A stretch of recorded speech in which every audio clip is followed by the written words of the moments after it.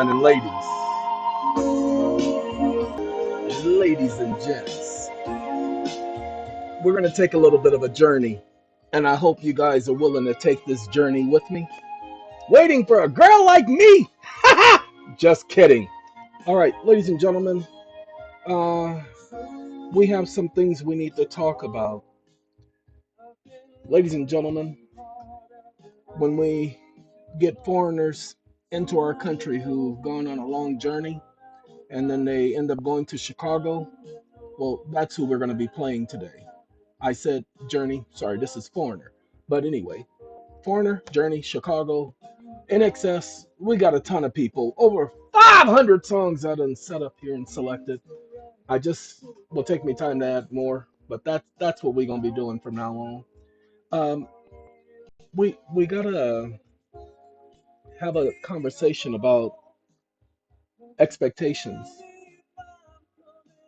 Everybody seems to think that I know everything and that I should be able to explain to them how to do everything. Fine, you're absolutely right.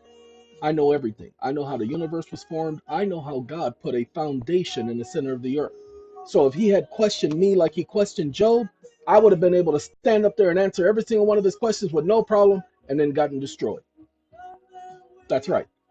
Ladies and gentlemen, I don't know all the things you want me to know. I'm not going to handle all of your situations. I'm not going to show you how to make billions of dollars because that's greed. And I don't have time for greedy people. I'm not being mean, I'm being serious. That's never been me. I'm not here to help you get rich. If you want to get rich, you need to go back and watch the Chappelle show. I'm rich! I mean, that's what they talk about. I don't talk about getting rich on here. I talk about helping you alleviate your debt. Everybody thinks that it's a simple process.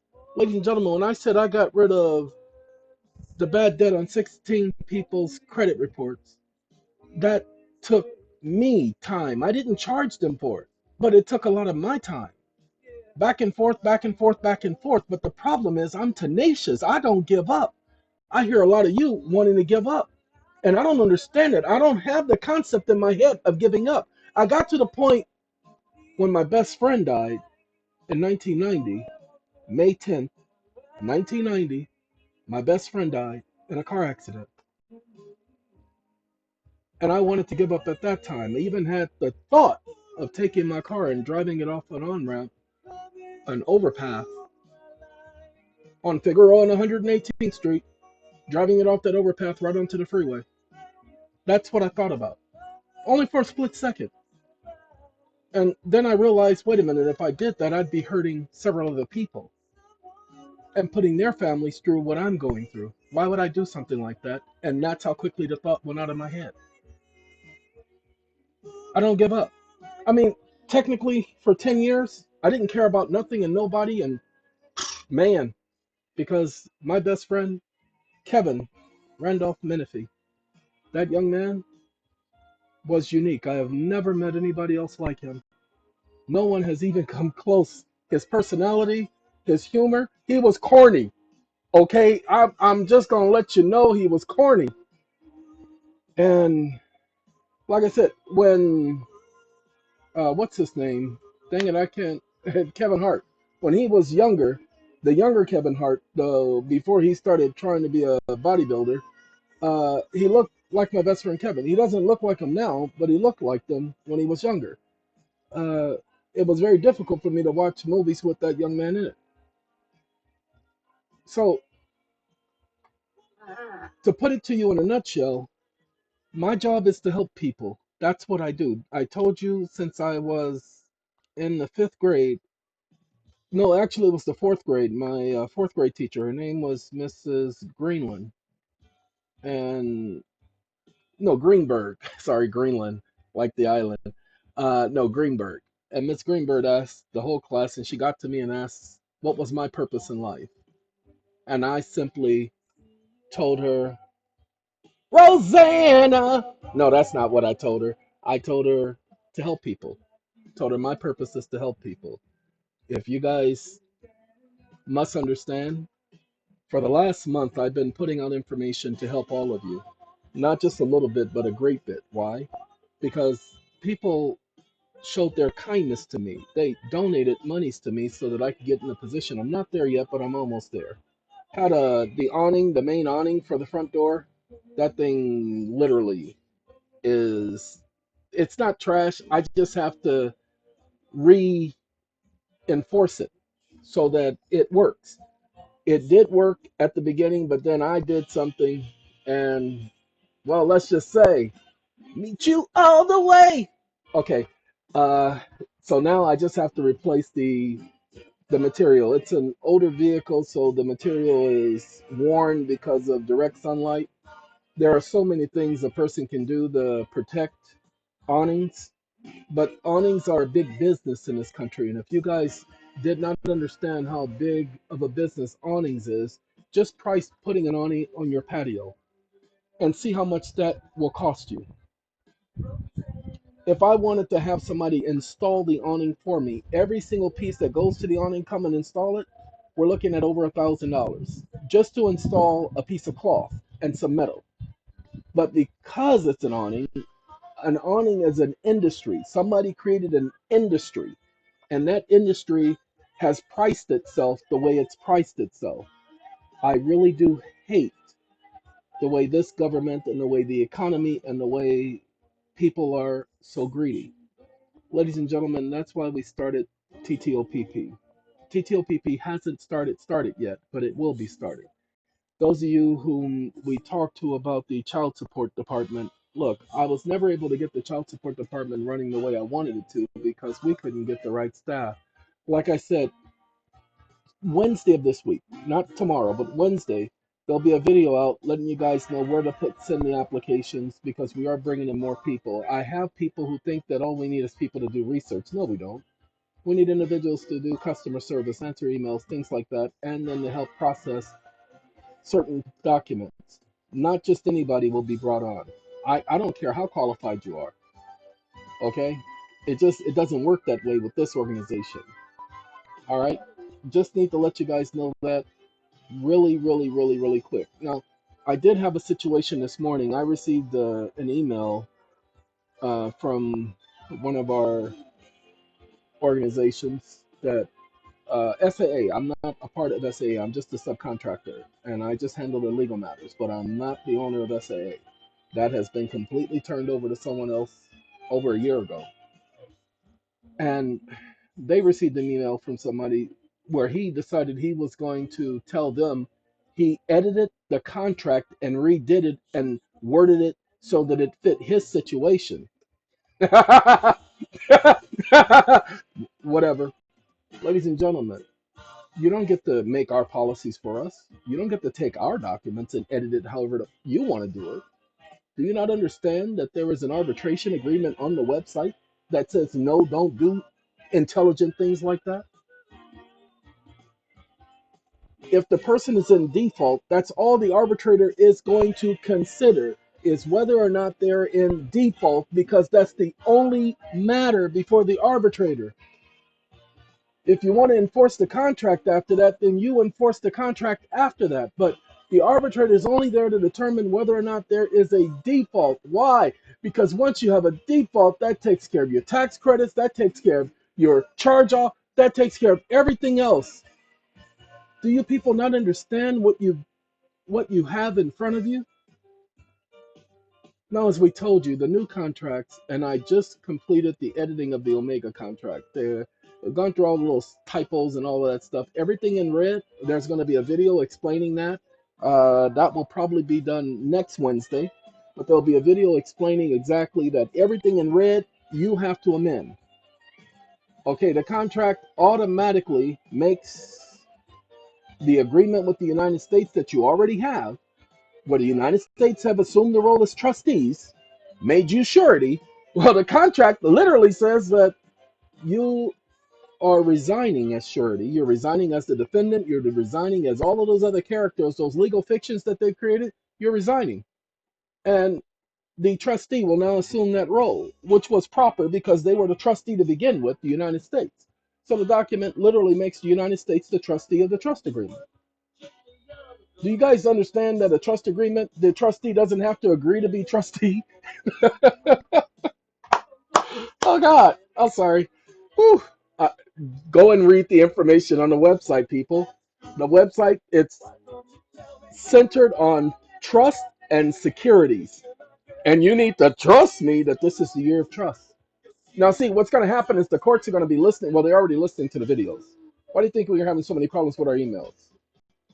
Okay, what they're going to do is they're going to try to take my words that you hear on video and they're going to try to use them against people and use them against me.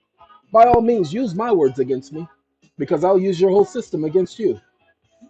I ain't got time to be playing games no more. You want to take my statements, the things I say on these videos, and you want to use them against me? By all means, bring it. Um, Ladies and gentlemen, what I'm supposed to be doing, and I have 30% on this external battery, and it's not the battery for the computer. The computer doesn't have a battery attached to it right now, but that external battery has 30% on it. I have a, um, what am I trying to tell you guys? Ladies and gentlemen, I have a motion I have to write to the court. You see, as I told all of you, the courts have been constantly coming at me and just issuing warrants for arrest for the same thing when they never had jurisdiction. I have the proof they didn't have jurisdiction, so what we did is we spent $157 getting certified copies of the court order. The court order that they said that they were following, which doesn't say anything that they claimed it was supposed to say. So I've taken that court order and I've sent each of these courts a certified copy and sent them a return address stamped envelope. Return my back to me, mother. And they never returned it. So right, we got proof that I sent it. And so now I get to follow that up by saying, hey guys, motion to vacate and bringing forth new information of fraud upon the court. Here it was just discovered. There you go. This is what the court ordered. Oh, and by the way, the law says this. And when I say law, I'm meaning your statutory code says this, which means you had no jurisdiction. So my challenging your jurisdiction from the offset. Hey, did you hear? Did you actually say offset? You better believe I did, because I'm about to offset some mother. Ladies and gentlemen, set it off. This is Journey, and they're gonna be singing live, and they want y'all to.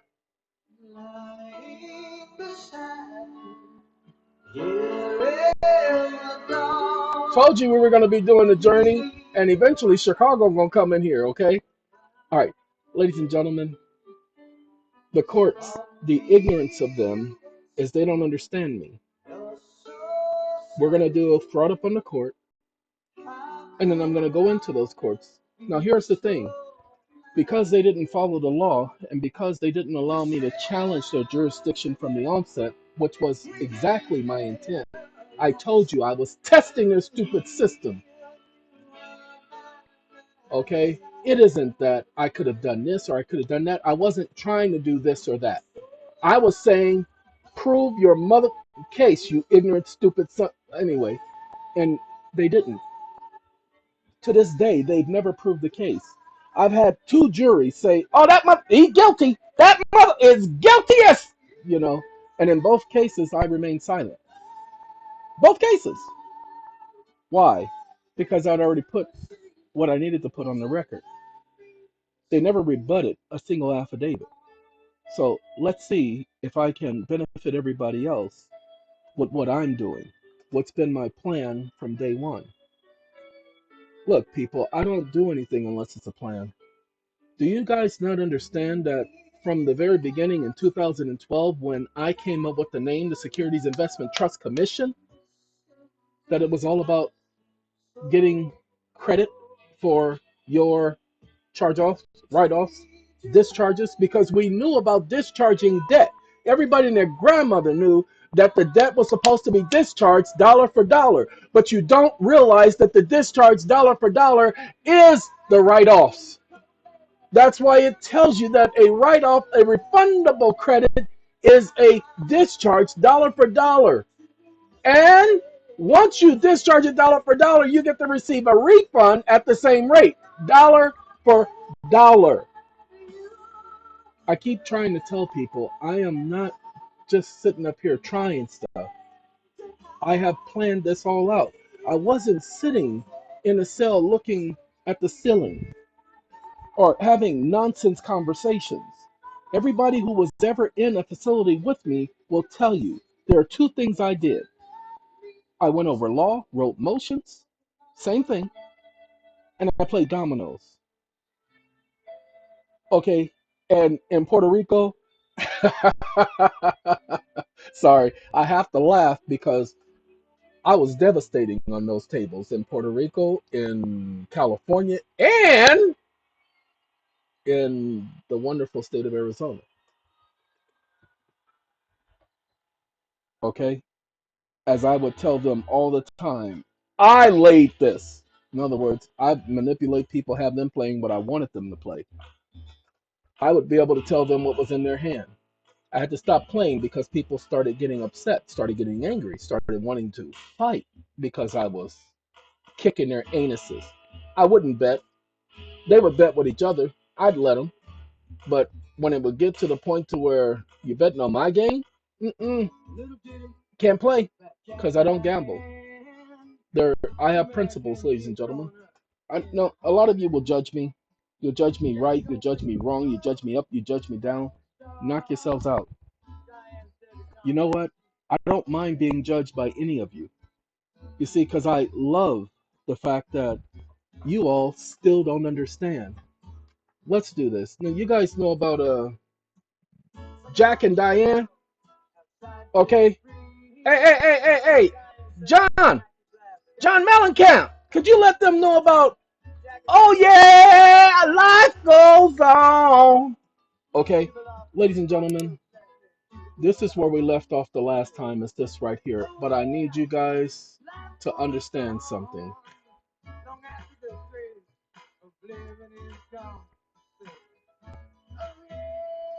Uh, Give me 1 second. I did the wrong thing. Forgive. What do they call it? When you DEBT. We're gonna just put in forgive debt. I should have put forgiven debt, but I put forgive debt. Okay, debt forgiveness. The IRS writes off millions yearly. The IRS writes off. Pay attention. Why does the IRS write off millions? Now, I didn't know this was going to come up. I've never looked this up, people. Okay? See if you qualify for debt forgiveness. The IRS writes off millions of tax debt. Why? Because the people sit up here and does what? What do, people? They charge things off. That's where the forgiveness is. Okay? Ladies and gentlemen, when the bank forgives your debt, you guys are not understanding where all of this comes from. Okay? Look at that. The best IRS debt forgiveness. Do your research, people. But let me give you the concept because they right here, where's that word concept? Right there. But this undeniably appealing concept almost always comes with strings attached. See, debt forgiveness. Debt forgiveness is simply, in theory, a lender forgiving some or all of the debt you still owe on a loan. Now, they say there's strings attached. There are not supposed to be strings attached because let's find out. NESOSS. Let's do forgiveness definition. John Cougar Mellencamp. The action or process of forgiving or being forgiven. Ladies and gentlemen, guess what? This is a lie. What stupid dictionary would use the very word you're looking to find out about in the definition? Forgiveness in a psychological sense is the intentional or voluntary process by which one who may initially feel victimized undergoes a change in feelings and attitude regarding the given offense and overcomes negative emotions such as resentment and vengeance. Theorists differ, however, in the extent in which they believe forgiveness also implies replacing the negative emotion with positive attitudes. In certain legal contexts, forgiveness is a term of absolving or giving up all claims on account of debt, loan, obligation, and other claims. Ladies and gentlemen, they said in a legal sense. Let me give you guys, this is Lionel Richie, and he's singing the song Truly in the background. A song 1980, 1983, 1984. 1983, what's his name? No. Marvin Gaye got the Grammy, and 1984, Lionel Richie got the Grammy. Okay, which is the same season, 83, 84, that the Raiders won the Super Bowl with Jim Plunkett and Keith Branch or Cliff Branch, sorry. And who else was it? So many other people that played Marcus Allen and so on and so forth. So, yeah, told you that's how my memory works, ladies and gentlemen. All right, this is define forgiveness as a conscious, deliberate decision to release feelings of resentment and blah, blah, blah. Who care about psychologists? Ladies and gentlemen, do you know what the word forgiveness actually means? Well, it is a biblical term. It is not a common law term. It's a biblical term. And it carries all the way back to the Ten Commandments that was given to the Israelites. Now, even though they did have the provision of an eye for an eye, you guys know about the year of Jubilee. Every debt was forgiven. You know about the cities of refuge, right? That individual was forgiven as long as they stayed in the city of refuge, so long as they did not do something intentionally. But then there was a individual, a prophet who came on the scene. They called him Jesus, and he said, "You must forgive your neighbor freely." Well, how many times am I to forgive him freely? Up to 77? He said, no. Up to 100 billion? He said, no. He says, if you want to be forgiven, you had better forgive someone else. You had better forgive everyone else because your heavenly Father, who's in heaven, will not forgive you if you don't forgive others. Forgiving, pay attention to the word. Forgiving. Okay, it is giving before. So somebody's giving something. So in order for someone to forgive, they have to give something. What are they giving? Well, when you forgive someone of an affliction that they've caused you, of a problem, of stress that they've caused you, you are giving them love. So forgiveness means to give love. That's what it means. That's where the word comes from because you are giving something. To forgive, or remember what I let's prove this to you because some of you guys don't understand the word, and I know you don't because you guys don't understand what's going on.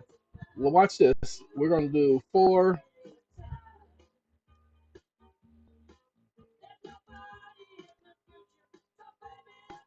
Yeah, I knew I spelled it wrong. We did the word forbearance. See, we had forgiveness. Now we're doing forbearance. Now remember, they both start off with the same syllable. For. Move out of the way. Oh, look at that, a hole in one. I don't know why it's taking so long. It is probably because I've been doing some other things, but I finished updating everything. So 1 second, y'all. Now we know that forbearance means restraint. Okay, to restrain oneself, to forego doing something. Okay, but pay attention to the word for before the word. Now pay attention to this. An action of refraining from exercising a legal right, especially enforcing a payment of a debt. See, that's where someone doesn't even attempt. So they have done something in advance. They stopped before they even started. Okay. Again, here is what it literally meaning Forbearance is holding back, not moving forward. Well, see, when a person forgives, they are not holding back, they're actually giving. That's why it says forgive, to give in advance. What are they giving in advance? They're giving love. Why? Because love, according to the Apostle Paul, covers a multitude of sins. See, love covers over everything. So to forgive someone of their sin or to cover over a debt would mean to forgive it or to express love and to let it go. Well, when the government forgives a debt, they don't let it go. Why? Because the IRS, not the law, the IRS says that you still owe. You owe taxes on that. They're misapplying the law and nobody's ever challenged that. People have always challenged the fact that, yes, I don't owe that. How do I owe taxes if they've forgiven the loan? Ladies and gentlemen, so I did the videos telling you that, hey, you have to now go and challenge every charge off that has ever been reported on your credit report. Ever. Doesn't matter if they didn't continue to collect on that debt. As long as they charged it off, they received a credit. They were supposed to credit your account. Do you understand when the banks receive money for a charged off account? Okay, let's do that. Let's ask Google. Hey, there's Chicago, ladies and gentlemen. Told you Chicago was coming. You know, everybody needs what? Come on, Chicago. Everybody needs a little time away. Everybody needs it, y'all. That's Chicago. Okay, the last video I played Prince, Adore. They don't want you playing Adore because that's one of those songs that Prince didn't have the masters to, and so they still control it. All right, let's do this. Remember we were talking about when the IRS, you get a debt and it's forgiven and they write it off and they give you credit. Give me one second. I do have to get some out. Ladies and gentlemen, I simply put in a charge off equals a tax credit. Okay? Because if they charge off your debt, and that's what they claim they did, even if it was 10 years ago, they receive a credit. So long as they receive the credit, they're supposed to credit your account. So that's going to be the next thing we're going to put. One second.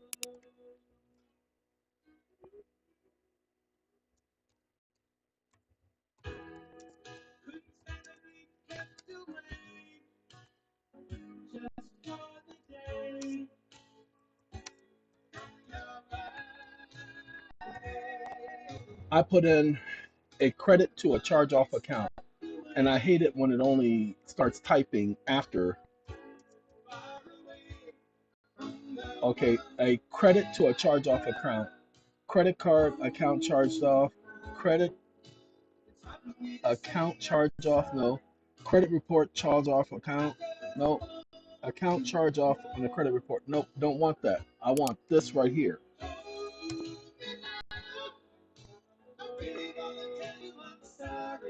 Okay, creditors and cancellation of debt.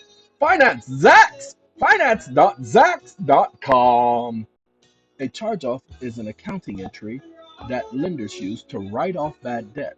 If the bank can't collect on a loan, for example, for more than 6 months, then the bank might charge off the debt. Now remember, they might charge off the debt. The law doesn't require them to charge off the debt, but they might.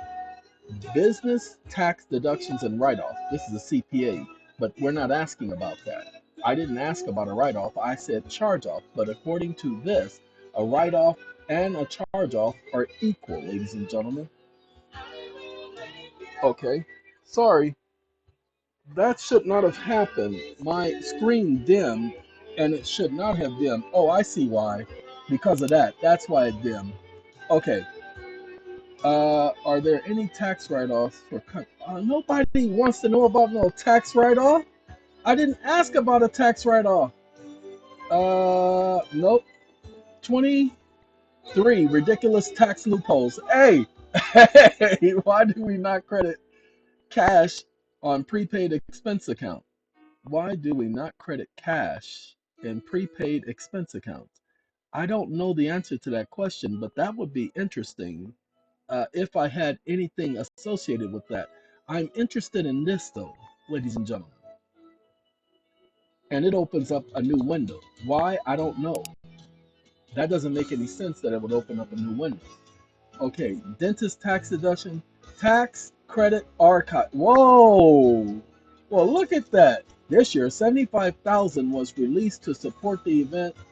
Tax time serves as estimated 400 families on Super Saturday, with many qualifying for earned income tax credits. Yes, that's because they see 16 ridiculous loopholes. Okay, we're not looking for a loophole, ladies and gentlemen, but I'm going to suggest you guys go over the loopholes. That's why I clicked on it, because it might be something of interest to you. Look, it's the same article. One says 16, one says 23. They use the exact same picture, probably the same exact report. Allows tax deductions to promote certain behaviors like saving for retirement and to make the tax code fair for all taxpayers. Because these deductions can save you money, you will want to take all the ones you're entitled to. Okay, so what are the ones? Don't do that, people. This is one of those articles where they do the advertisement, and to read more, I got to click on the link. Tax loopholes you might be aware of. Ladies and gentlemen, this is John Cougar Mellencamp. One more again. Of course, he took the word cougar out of his name, but John Mellencamp, everybody. Uh, what he doing? He's letting you guys know about how good it hurts. That's all he doing.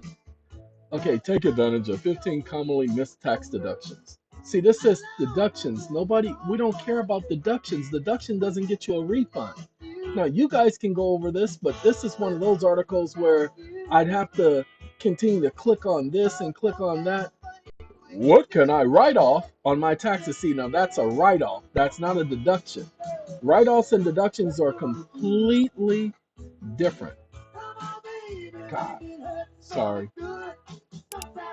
I really do hate it when they do this. Okay, now it says you probably overlook. It says, and credits, deductions and credits you probably overlook. But we want to know about the write-offs. Okay, write-offs and deductions are not the same thing. Just understand that. Write-offs are actually tax credits. They're not deductions. Well, you get the right amount on your taxes, so they're. Shut up. Sorry. All right. Uh-oh, it opened up a different one. I don't need that one. This is the one I was looking for, Zax, because that's my question. Okay, a write-off equals a credit. Once the creditor receives a benefit to the account, then they're supposed to credit that account. Well, they charged it off, showing that the debt has been forgiven. How come they didn't reflect it on your account? They just reflected that it was charged off. No, reflect the amount that was charged off, because it becomes a positive, not a negative. Creditors and cancellation of debt. When you owe money, whether to a credit card company or mortgage lender or an automobile lender, think of it as a negative entry on your balance sheet for your personal finances. Ladies and gentlemen, if you're using the accrual method, it's not a negative entry. Because if it's a negative entry on one side of the ledger, it's a positive entry on the other side of the ledger, and it zeroes out the account. The banks are using the double entry bookkeeping method, and you should be doing the same thing, the accrual method. When you pay on a debt and the balance of the debt goes down, your overall worth increases. If a lender agrees to cancel your debt for whatever reason, the negative value disappears. And the Internal Revenue Service considers that cancellation to be income to you. So if you've earned money because they gave you money, remember, it's supposed to be income, so you just got paid, then how come your credit worthiness doesn't go up? Again, there was a benefit. You're not the only one who received the benefit, because if they truly forgave the debt, then you should be at zero. There should be no taxes. But because the IRS considers it income, you earned money. So if you're earning money, how come they didn't credit your account? showing that they gave you the funds. All you got to do is sit back and think about that they're hiding something. They call it a charge off, but they're not giving you all the facts. Cancellation of debt for credit cards, home loans, car loans, medical bills, and other debts are all treated the same with the IRS. Canceled debt is taxable income. There are exceptions to debt discharge and bankruptcy. Debt forgiveness is a gift, and debt canceled when you are insolvent.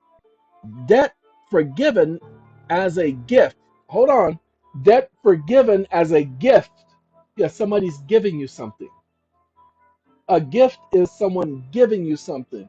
You guys know about the sweet dreams? Come on. Yo, go on outside and get some air so I can supply people with this information. What is canceled debt? Nobody cares. Debt cancellation in the IRS. Ladies and gentlemen, air supply. If a creditor cancels a debt, it must issue a form 1099 if to you and submit a copy to the IRS to report cancellation of the forgiven amount if it exceeds $600. If you did not get a 1099, there is a form that you can fill out with the IRS. I did the video a couple of months ago, but it's called the whistleblower form. You can report them for not reporting the debt. Whenever you get foreclosed on, or they cancel a card, or they evict you, by all means, people, report them to the IRS because you're supposed to get a 1099 form because that constitutes as income from you. Do not be afraid of the income. Write that off. Okay? But remember, if they give it to you, they now have to credit your account the amount they've forgiven because remember, they gave you money. So if they gave you that money, because that's what the IRS is saying, how did they give it to you? They discharged your account. They discharged your debt dollar for dollar. But your account is not showing a discharge, it's showing a charge off. They're putting a word there that means that you were credited, but they are not reflecting it on account. They're reflecting it in a word. They're playing the legalese game with you. You should have that positive reflected on your credit. It should not be reflected as a negative. They're doing that and you can stop it. That's what the bankruptcy court and the other courts were saying when they said if it's a charge off, that means the bank received a benefit. Go back and read the case law that I put in the video, the greatest video ever done. That's what that information was for, ladies and gentlemen. Okay, if you receive a 1099-C, talk to your accountant or attorney. The issuance of 1099-C does not necessarily mean that the creditor won't come back for the remaining balance. Actually, it does. They cannot come back for the remaining balance. If they issued a 1099-C, it is forgiven. They've already got the credit from the IRS. It's already zeroed out. They've already zeroed out the account because they cannot issue a 1099 without zeroing out the account. We've already done that video. That is Williams versus the, what is that? Credit union of Bowling Credit Union. Okay? All right. Cancellation of debt, tax implications, why debts are canceled. We don't want why they are canceled. We don't want why they are canceled. That's not, we don't care why they are canceled. Um, what is a charged off debt? We can handle that for a minute. You may see a notation on a statement or on a letter that the debt has been charged off. A charge off is an accounting entry that the lender uses to write off bad debt. Pay attention. I don't know what this is going to say. I didn't read ahead, but I want you guys to understand. I guarantee you they ain't going to disagree with me. If the bank can't collect on a loan, for example, for more than 6 months, 180 days, then the bank might, they don't have to, charge off the debt so that it is no longer appears as an active debt on their books. No, so that it no longer appears as a negative on their books. Okay, talk about active debt. They use that word purposely. Pay attention how that word fits there and it doesn't fit. An active debt, well, if it's been charged off, how is it active? Because it appears to be uncollectible. They might issue a Form 1099-C for that tax year. However, a charged off debt is not necessarily forgiven. You see how they say not necessarily forgiven? That's a lie. If they don't file a 1099-C, then it's not forgiven. It could be charged off, and they don't have to file a 1099-C. Okay, if they don't file a 1099-C, that means they can't get the tax credit. That means they can carry it forward, but they can't get credit for the tax credit. Pay attention. Even if it says the bank can still try to collect on the debt even if you reported it and paid taxes on it. That's a lie. Ladies and gentlemen, if they haven't forgiven it, then how are you owing taxes on it? How is it income? Wait a minute. You just paid taxes on the amount, so how are they still charging you? You don't pay taxes on it otherwise. Interesting, ain't it? 1 second, please. Sorry. We got the hot child in the city. I'm sorry. Rod Stewart is in the background, y'all. Ladies and gentlemen, ask yourself the question, how can they charge me tax on a written off debt that's supposed to be forgiven and then still come and collect that debt? You're not charging me taxes on it while I'm paying the debt. Go ahead. Go ahead and pay attention. Go ahead and see if the IRS is charging you taxes on a debt that you're paying off. Now, technically, if you did your mortgages the correct way, like I told you, your mortgage agreement is for the entire dollar amount. That's what you should be writing off every single year. The entire mortgage. You should not be writing off just that partial yearly payment because the contract is for the entire amount and not for a partial amount. But nobody pays attention to me. Well, my tax agent said this and my taxes. I don't care. I don't care. I don't care what your tax agent says or anything. If they tell you something that ain't true, that's not believable, then you should be going to somebody else. If you receive the 1099-C for whatever reason, let's pay attention. You may be able to exempt yourself from having to claim some or all of the canceled debt as income if you can show the IRS that you were insolvent at the time that the debt was forgiven. Insolvency means that your debts are greater than the value of your assets. Ladies and gentlemen, hold on. It says you can file for insolvency. Why? Because that's a way for you not to be able to tell them, hey, wait a minute, this is income to me, but I haven't received the benefits from this income, but I'm paying the penalty for it. I want the benefits. So if you're going to charge me for this, then I get to write off this debt and receive the credits. Why? Because it's carry forward credits, people. The bank just wrote it off. You're now having to pay and you didn't receive the benefits of it. You should be able to write it off. Don't take my word for it. Ask your tax agent. Tell them to tell me I'm wrong. So if you owe $100,000, various lenders and creditors, but the property you own is only worth $80,000, you are insolvent to the extent of the $20,000. Hold on, ladies and gentlemen. Didn't I tell you that all the time? Didn't I not say this already to you? That your cost of living, you get to deduct? Pay attention. If you owe this to various lenders and creditors and your home is only worth $80,000, then you're underwater. And I didn't even know that was going to say underwater. I didn't even read that part. I was going to say you're underwater without reading that. So I guess subconsciously I did read it because that was going to be the next words out of my mouth, is that you're underwater. And if you're underwater, that means you don't owe taxes that year because you didn't have any income. Go back. I did the video already explaining that. They're telling you the same thing. I don't know anything about Zach. Oh, wait. Oh, no. No, you didn't. No, wait, hold on, Zach. Did you say I was right again? The personal residence exemption. Imagine that. Lord have mercy. Where did that fool get that information from? I know I just said it. I know I said it so many times on videos telling you guys that you shouldn't be paying any taxes on your personal residence. Wait, hold on. I'm sorry. I shouldn't be. Ooh, doggy. Hold on. We're going to copy that right there. No, we ain't going to just copy it. We're going to open it up. We're going to look for this. Key Largo. Y'all know about Key Largo. Y'all know about Key Largo? Back to Huggins. I knew a Huggins once. Okay, let's go. I don't want to. You know what?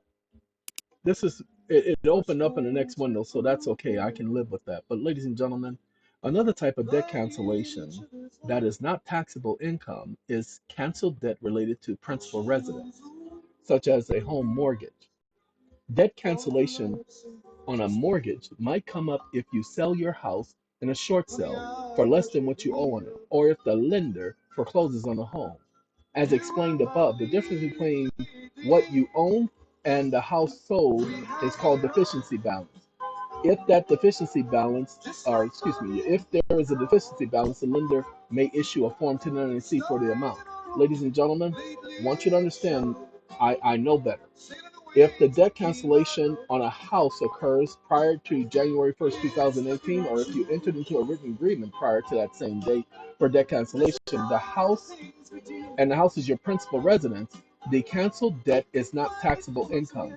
I guarantee you that even before January 1st, 2018, it was not taxable income.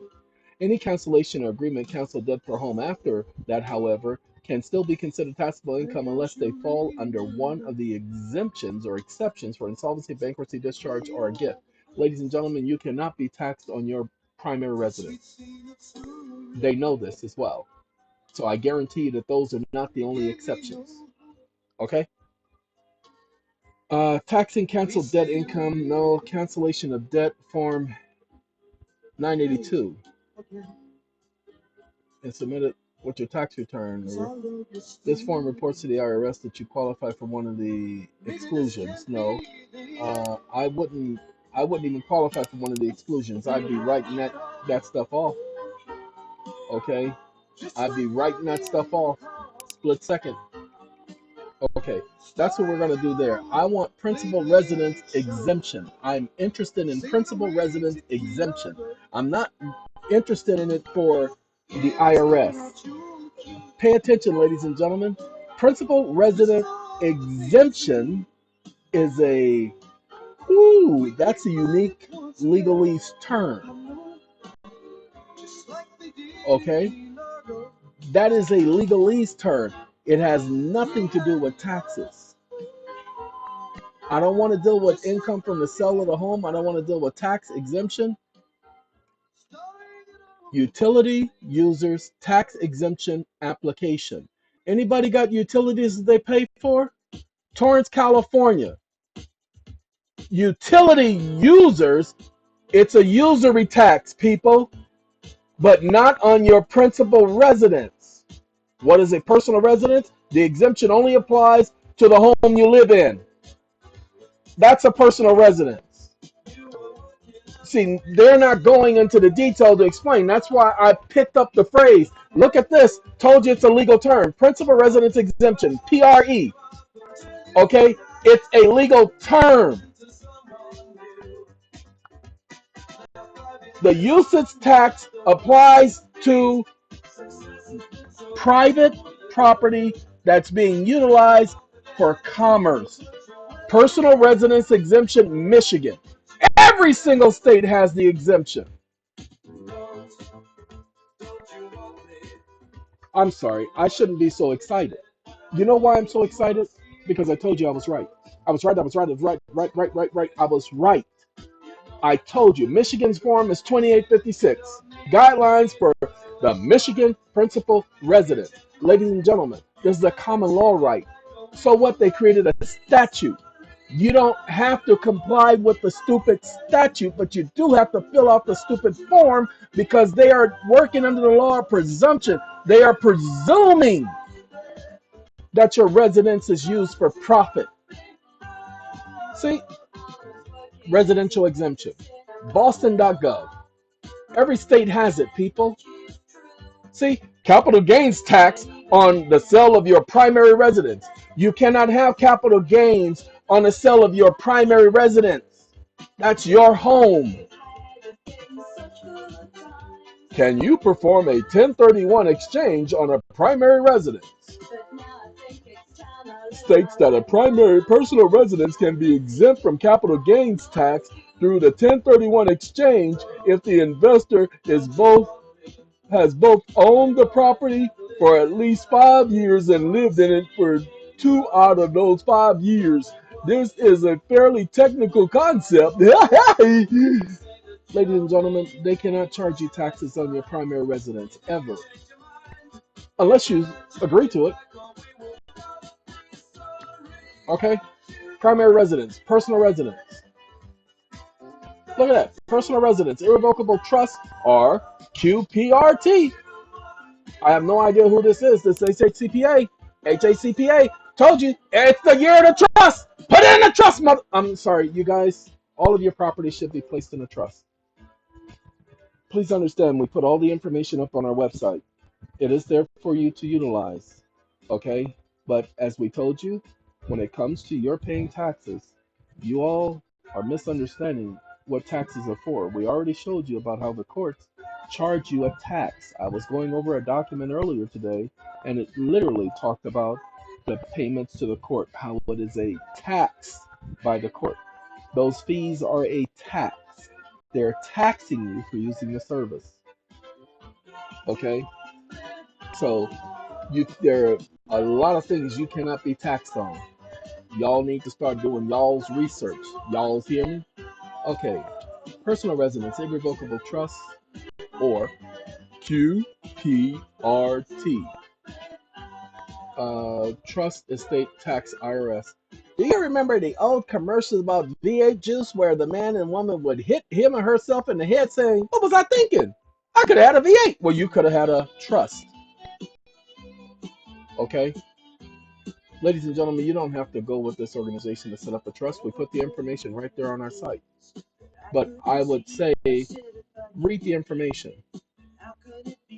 See if it jogs with what we've been talking about. Okay? Now, if you want to go with them, that's up to you. I'm not advocating these individuals, but this is hhcpa.com/blogs. Pay attention, ladies and gentlemen. I don't do blogs. There's a reason you don't see me doing a blog. Okay? And you will never see me do a blog because that's not how I operate. I don't do blogs. Okay? Somebody suggested that I should write a book about my life and experiences and all that. No, I'm not going to do that either. Somebody said I should write a book about all this stuff. I'm not going to do that all either. People, look at all the videos that are done. I mean, at least the videos are not supposed to be entertaining, but they're supposed to be to the point to where you're not going to get bored. And I guarantee you, not a single person who's ever watched one of my videos has ever been bored.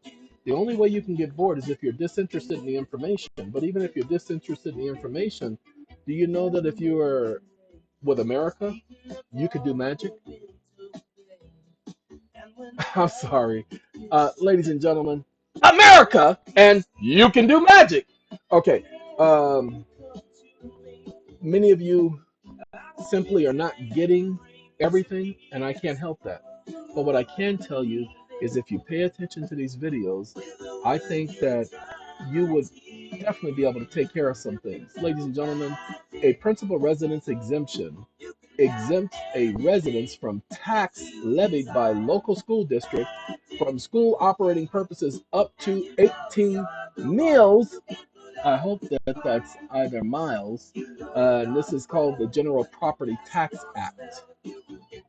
Okay, this is from Michigan. Okay, I'm not making this stuff up. I told you, I just saw a phrase there that, wait a minute, why are they using that phrase? Okay. Oh, look at that. I like that question. This is it's newsilver.com. Can I put my primary residence in an LLC? If your state has homestead exemptions on property tax, then putting your home into an LLC will mean you will not qualify.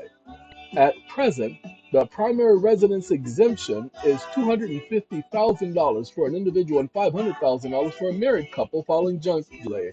This exemption is only valid if you have spent 2 of the last 5 years living on the property.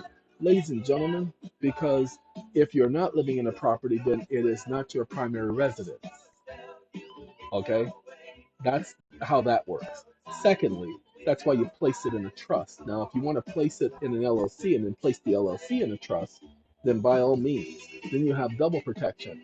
But everybody knows that all of the rich people are placing their properties in trusts. So, ladies and gentlemen, let me say it again. This is the year of the trust.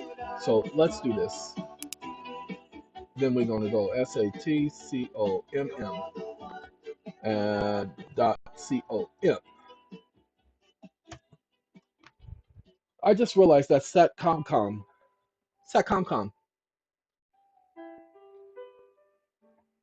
always on my mind. Willie Nelson, y'all.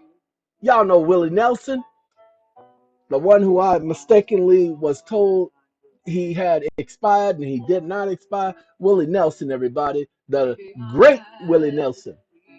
And he's asking about always being on his mind.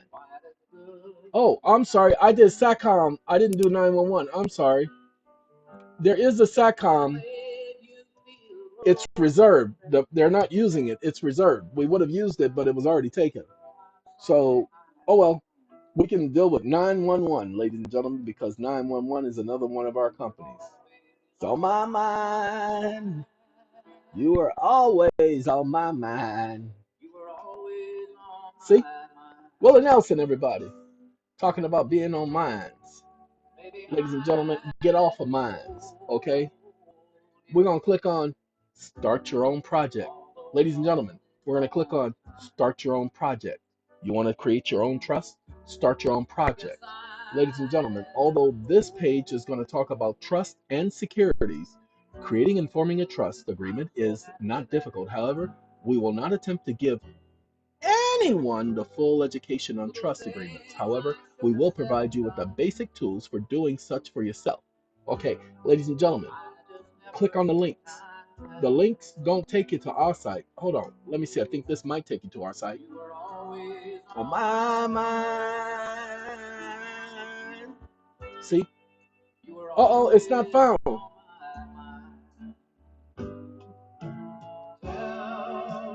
Uh-oh, I gotta correct that.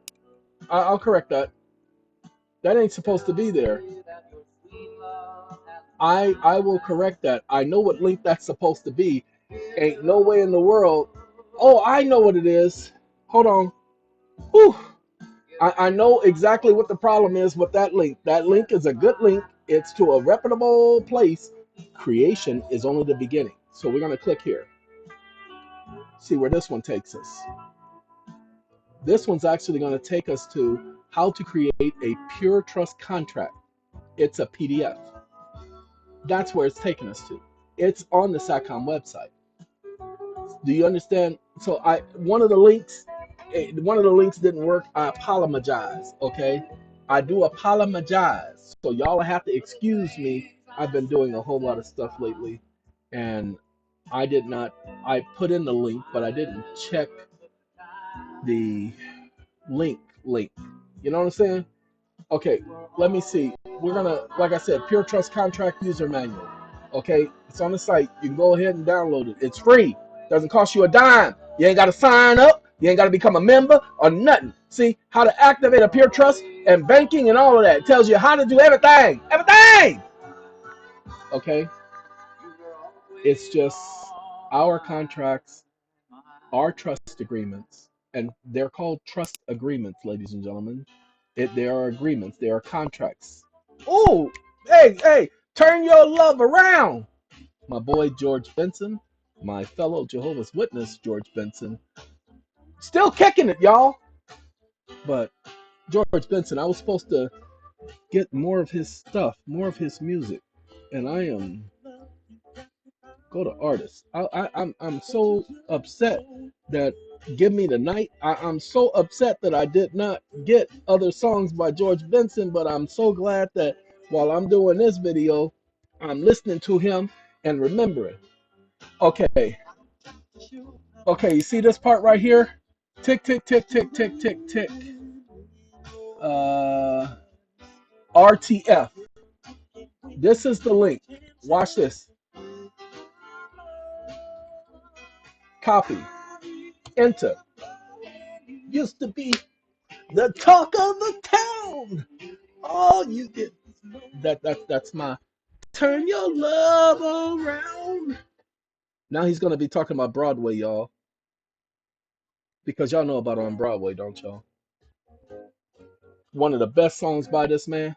See, revocation of trust. That's what's supposed to be pulled up. So that's why I say I know what's wrong with the link. I'm gonna correct that. Y'all just gonna have to bear with me. I'll get it taken care of. Had I not done this video, I wouldn't have known. All right, ladies and gentlemen, ladies, we've gone to an hour and 37 seconds. I'm listening to my George Benson, and he and I are gonna take us on out of here. I got work to do, so while I'm doing my work, writing my motion, got 18% left on that battery. Uh, I'm about to go. Leave y'all to whatever y'all need to do, how y'all need to do it. Want to thank y'all for being around. Thank y'all for joining.